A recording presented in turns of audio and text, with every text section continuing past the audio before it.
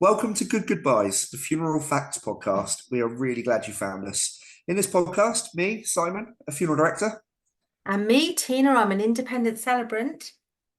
we discuss all things funeral in an informal space to demystify what happens when we say goodbye. Based on your questions and queries, Si and myself are two industry professionals that are going to chat through the hows, whats, and wherefores. We actively work in the funeral industry in Devon in the UK. So we hope you enjoy the episode ahead. Welcome to Good Goodbyes. Hello and welcome to Good Goodbyes, the Funeral Facts podcast with me, Si. And I'm Tina. We're smiling because I could call this episode Ashes to Ashes, and I'm not sure whether I should or not, and think about the David Bowie tune. And it's not to do with music, it is to do with ashes. We're going to talk about, and we're aiming for a bite-sized episode, but we might get lost and we might talk about this in great depth. What you can do with your loved ones' cremated remains, where they can be scattered, what the options are, and just a real quick overview of potentially that little box that's in the bottom of your cupboard that you've got no idea what to do with next. And that is the sad reality across the country for a lot of people, especially post-COVID. So what are our ashes? What is in them? Oh, blimey! No, it's a biology lesson. Right, it's basically calcium. It's the structure of the bones.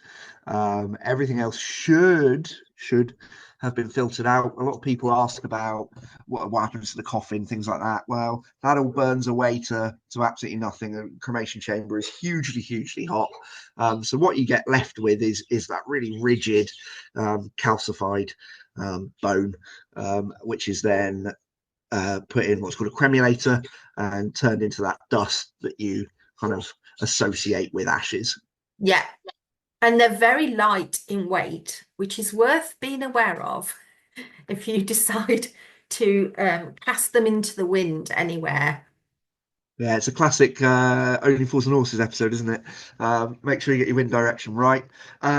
Yeah, scattering especially is something that there are lots of kind of receptacles you can use to make that easier as well, because your cremated remains are going to come back from your crematorium in a paper bag or a polythene bag within another box, another container, and scattering them from that is not the easiest thing to do. So potentially look at a scatter tube or something like that, which is going to make life a little bit easier for you. Your funeral director should be supporting you with that. You shouldn't be having to put those into scatter tubes. They should be doing that for you. And then the age-old question of where can I scatter them? Now, I don't know if I'm going to get in trouble if I tell the entire nation to scatter them wherever the hell you want, because what they're going to do about it. It is absolutely landowners' permission. The general kind of public areas, the sea, which is very popular, the beach, no rules on that, but just be mindful of people around you. But yeah, private land, you absolutely need landowners' permission or their forgiveness. Yes. And I think there are the rules, as Si and I know them to be, and then what people actually do, which I'm sure a lot of people do exactly as they wish. There was a bit of tension around football grounds, especially when football grounds started to have different types of turf arrangements, because so many people wanted to scatter the football fans' ashes at their favourite football club. And some football clubs have accommodated that. And they have certain times of the year when you can go, and there'll be these open days, and the ashes can be scattered. And it's usually when repairs are being done to the ground. But they don't approve of people sneaking about trying to, sprinkle their folks in these Premier League clubs. So just, there is that caveat about, the sports fan who wants to be sprinkled at their favourite football club. Yeah, absolutely. And this is something that actually can be a lot more formal than just a sort of a walk and a scatter if you want it to be. We've done sort of ashes scattering trips on boats where it's been catered, where there's been bands, where there's been things like that.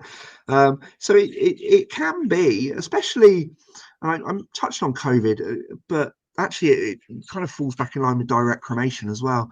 It can be that the scattering of the ashes is quite symbolic, and that can be a big part of the service. That can be the funeral, that can be the final moment together. And for a lot of people, they would much rather gather on the cliffs or in the forest than in the chapel of a crematorium. So it's certainly something that doesn't have to be just a kind of discreet, tucked away doing it because they've got to go somewhere. It can be a really big part of the process.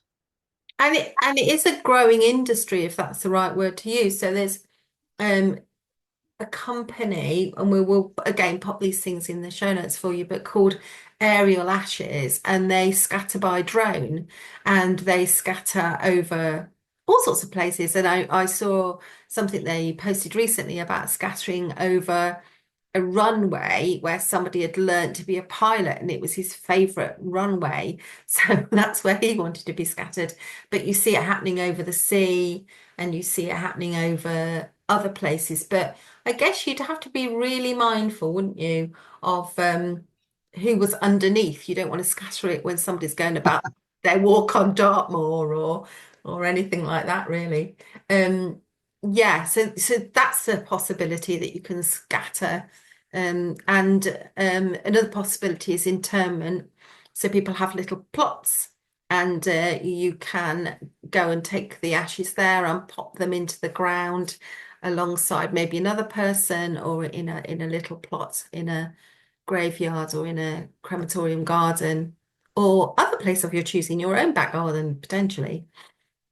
Yeah, absolutely. And interment's a funny one because there are ashes plots, but there are couples, husband and wife. One might want to be buried, one might want to be cremated. So what's good to bear in mind is that if you have a full grave of someone that's been buried, you can inter ashes in that grave as well. Doesn't work the other way around. You cannot be interred in an ashes plot, but ashes can absolutely go in a full-size grave. So yeah, lots of options there as well. Yeah. Crematorium gardens is a good one, Tina, because they have places within those gardens that they scatter specifically, so you've always got a place to go back to, be it rose gardens or specific trees or whatever it might be. But yeah, they do have the more formal places, plots for the ashes to go in, that can be marked, that can have plaques or stones or whatever it might be. If you wanted somewhere formal to always know it's that spot. Yeah. Something we've used actually is What Three Words. For those of you who haven't heard of What Three Words, it's a great little app that pinpoints a 3 meter by 3 meter square anywhere on this planet of ours. And we've done it when we've done ashes into water, because that 3 meters by 3 meters doesn't change, even though the water is ever changing. So you know and can pinpoint on a map exactly where your loved one's ashes are. So yeah, lots and lots of different things that you can do, as with everything else. There are so many things. I mean, you can put ashes in there's a company that do ashes in space, and you can put it in a little rocket, and off it can go into the stratosphere. Yes. You Fireworks as well. Yeah, heavenly stars, fireworks. That could be, you could have a celebration of life in a garden, anywhere, and basically just pop that rocket up in the firework up into the air as your final goodbye. So there are options definitely like that. Yeah, I can definitely recommend people who want to kind of dig into it a little bit more. There's a website called Scattering Ashes. They have an ashes register as well, so you can kind of log where they are. They talk about barrows. I don't know if you've heard of a barrow, Tina, which is like an underground burial chamber where ashes can be placed. It's a hugely growing industry, as you say. One thing they do, which kind of brought me round to it and made me want to mention them specifically, is they do a little Viking boat that you can put your ashes in and then set fire to it and push it out to sea, because we don't allow Viking burials in this country, but you can do that. You see, I fancy a Viking burial. I'm putting it right out there. I've discussed this with the family already, but I know they won't let me do that on the River Exe in Exeter.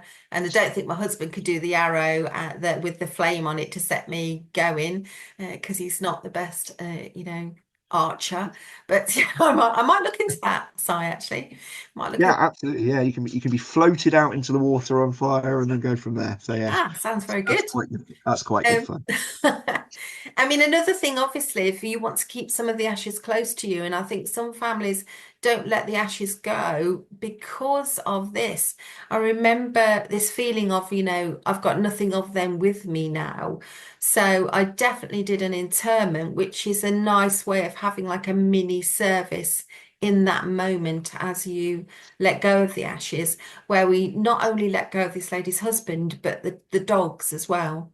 That everyone went in together because he'd been hanging on to the ashes of 3 of their previous dogs because he just loved those dogs so much. So they ended up being interred with his own ashes. So things like that. And for those who find it hard to let go, want a little bit of the person with them, there are things you can do, like jewellery. Oh, that's an episode in itself. Yeah, memorial jewelry, and keepsakes and things like that. Because you can have ashes blown into glass for paperweights or for ornaments. Yeah, some people are funny about splitting up ashes, but other people want to keep a part of them with them. And I absolutely get that. There are little capsules that you can put the ashes in, so you physically got the ashes, or the jewelry, or a myriad of options there as well. But that is definitely a whole episode rather than to be shoehorned into this one. Yeah, there you go. So many options around the scattering of ashes or doing something with your ashes from a cyanide. I hope that was helpful. Yeah, forgiveness, not permission, but I didn't say that. Don't quote him. Don't quote me. Don't quote him. You've been listening to Good Goobyes, the Funeral Facts podcast. Please do like, subscribe, comment, and share. Drop any questions on our social media, on Instagram, or in the text option in the show notes. Si and I are qualified professionals, but we always advise our clients to seek any additional support from medical practitioners if they need to. And we hope you enjoyed this episode. Stay well and be kind to one another.